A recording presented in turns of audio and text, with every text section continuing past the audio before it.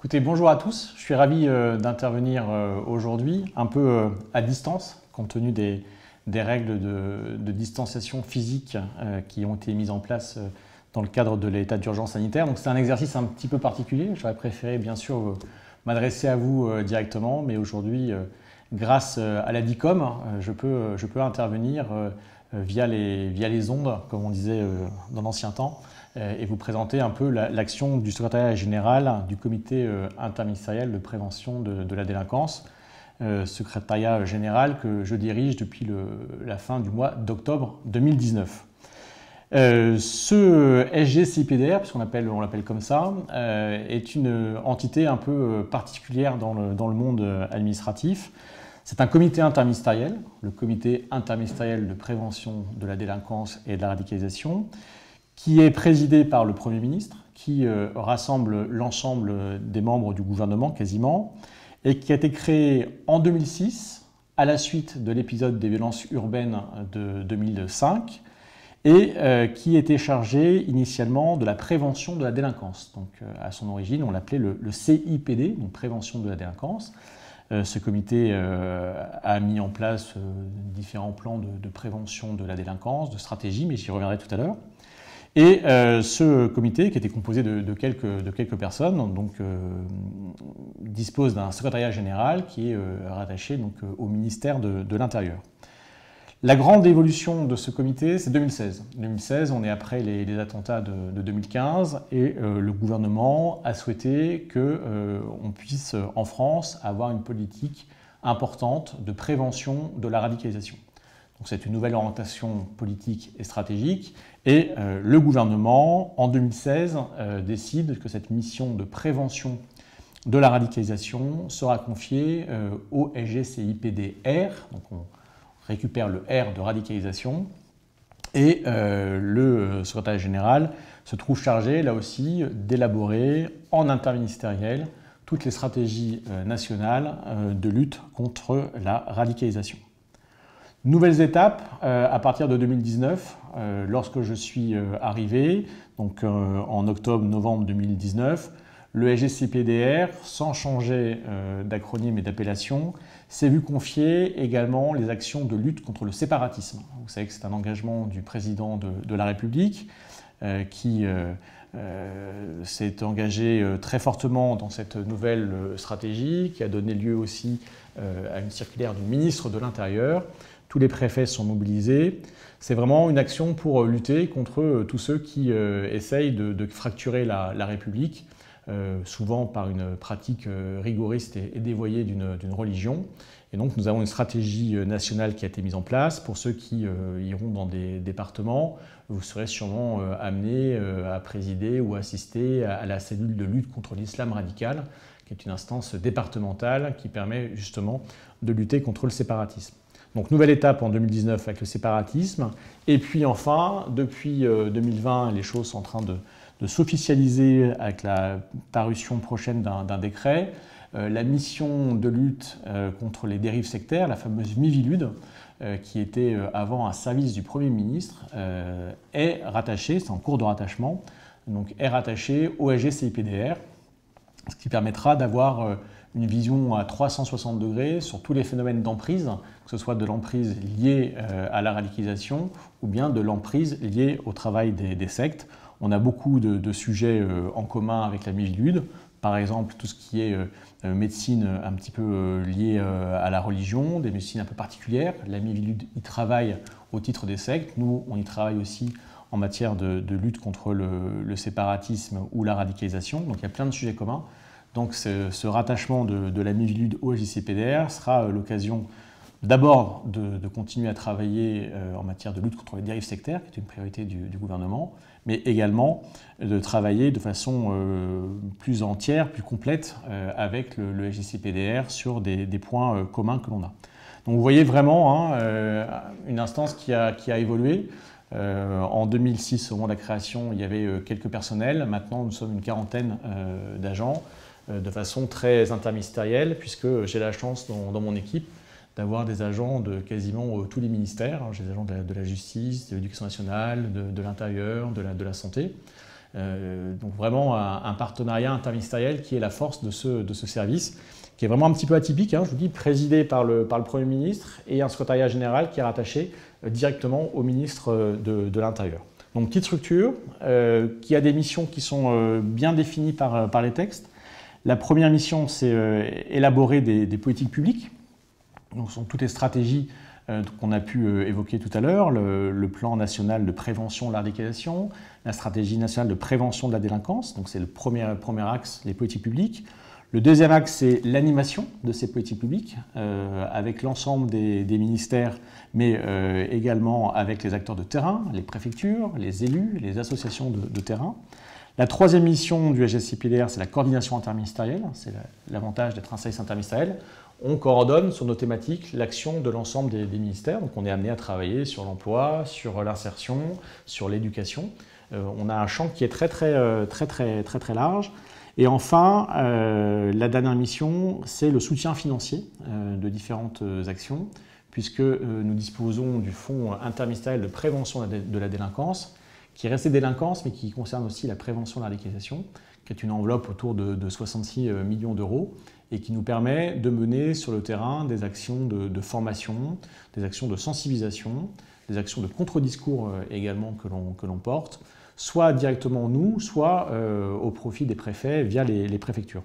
Donc c'est souvent d'ailleurs la perception que les gens ont du HSCPDR, c'est ce fonds interministériel qu'ils connaissent, mais ils ne sont pas forcément au fait de toutes les actions et de toutes les compétences du HSCPDR.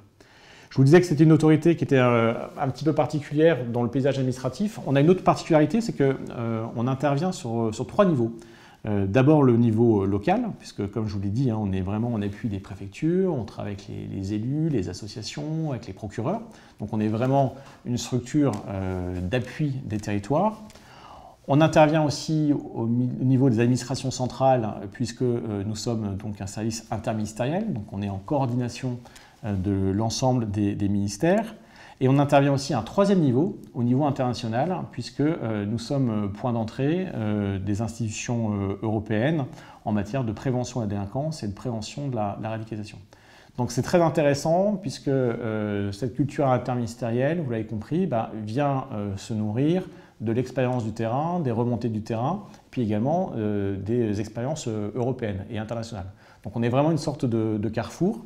Et dans les métiers que l'on fait, par exemple, on a un pôle recherche donc qui travaille avec les grandes universités où on fait des recherches, des études sur la délinquance, sur la radicalisation, qui viennent aussi nourrir notre réflexion pour nous permettre après d'élaborer de façon la plus innovante possible des politiques publiques un peu nouvelles. Donc on a un outil d'appui, un outil de réflexion, un outil local, interministériel et international.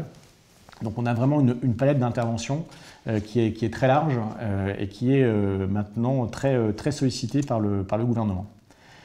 Dans les grands dossiers que l'on a à gérer à l'heure actuelle, je vous ai parlé tout à l'heure de la partie lutte contre le séparatisme et le repli communautaire, donc qui était une nouvelle priorité.